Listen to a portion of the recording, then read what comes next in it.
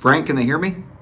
What's going on, sports card hobby family? It's another day, it's another sports card video coming to you from England, across the pond if you are in the US. We're over here visiting some family. Tomorrow heading into London for a couple of days. Actually, tomorrow night, my youngest daughter and I are going to go see the Stranger Things, The First Shadow, the stage play. Kind of like a Broadway play, but not on Broadway, obviously, over here in London. It's essentially a prequel to the entire Stranger Things series. Of course, we got Stranger Things 5 coming out next year. Who's fired up? Before I dive in, huge thanks to today's video sponsor, COMC.com. 40 plus million cards in the database. Baseball, football, basketball, Marvel cards, non-sports, all sorts of hidden gems over there on COMC. You can grade cards through COMC. You can shoot them off to auction on eBay through COMC. It's a wild time, so make sure to check out my links down below to get started. A couple of big announcements in the grading space. I want to first start with SGC because I saw they have a couple of specials that I think would be interesting to people, especially with all the new Topps Now products coming out. They've got a $10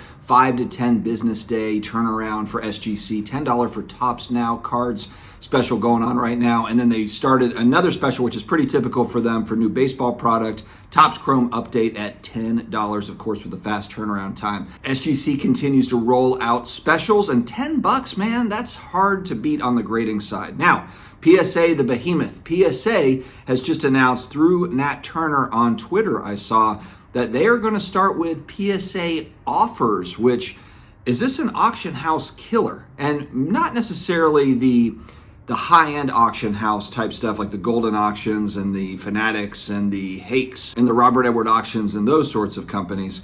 I'm talking more about eBay. Does this have an effect on eBay sales, more of the volume seller? Because essentially what this is, coming from Nat Turner's, if you have a card in the PSA vault, then through what he says in the tweet, through their dealers and through their partners, you're going to start seeing PSA offers. Now, what he also did say is that for regular submissions, you will also see offers coming. This is not out yet, but coming via regular submission. So you submit cards to PSA. I guess they're kind of in a holding pattern there at PSA. They've been graded.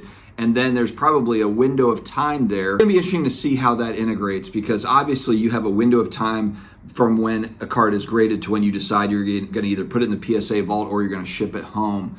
Is there going to be hey, let's hold it for 10 days to see if we get offers on it? I'm not really sure how that's going to go. Or will people decide to put it in the PSA vault, see if they get any offers, and then 2 weeks later or something, then shoot it back over to themselves if they want to hold it in hand?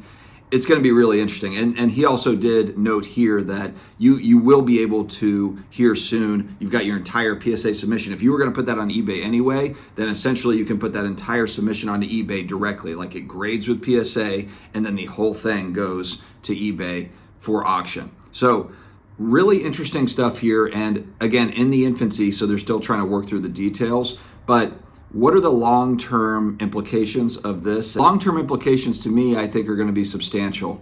I think it's going to be substantial for selling sites, because PSA really, it's always been a game with these companies of who can control the inventory the best.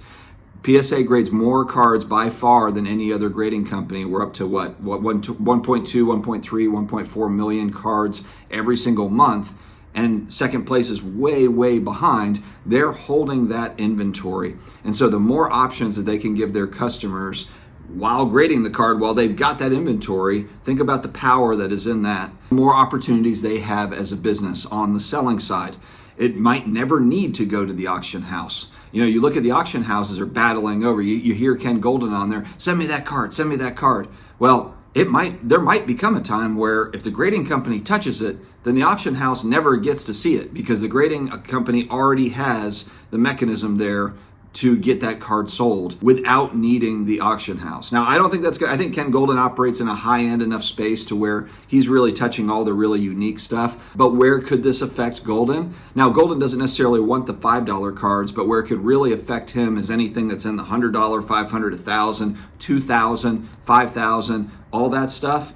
I mean, all that kind of low to mid-end stuff could get, I could see it getting eaten up into this world with PSA kind of controlling that inventory. We'll see how it goes. We'll see how they end up scaling it, but I have no doubt that Nat Turner will figure out a way to scale it. Now, does it put all these companies out of business? No, it definitely does not. But this is a very interesting development. And also, please keep in mind, PSA is not buying the cards themselves. So it's not as if they're grading the card and then they're making an offer to you to buy the graded card. It is through partners that they are doing this. So they are basically a middleman, and they'll take their piece, I assume, in some fashion. But let me know, what do you guys think of this? I think that this is actually a pretty big deal. Some will kind of like brush this off as like, whatever. But like we've seen with PSA, and when Nat Turner took this company over, shut it down for 9 months or so, and really just kind of revamped all the supply chain stuff, restructured the entire company, they've really been making moves ever since over the last 3 years. And this is a big one. If they really get serious about scaling this particular part, which I think that they will, and I think it's just common sense. It just makes sense for their business. Again, the companies that control the inventory are the ones that have the most power, and there's really not that many companies in the game, especially especially big companies. And PSA is already intertwined. They're already partnered with Fanatics, or they're already partnered with eBay. They're already partnered with the big players, because the big players have to be partnered with PSA. They are the number one grader.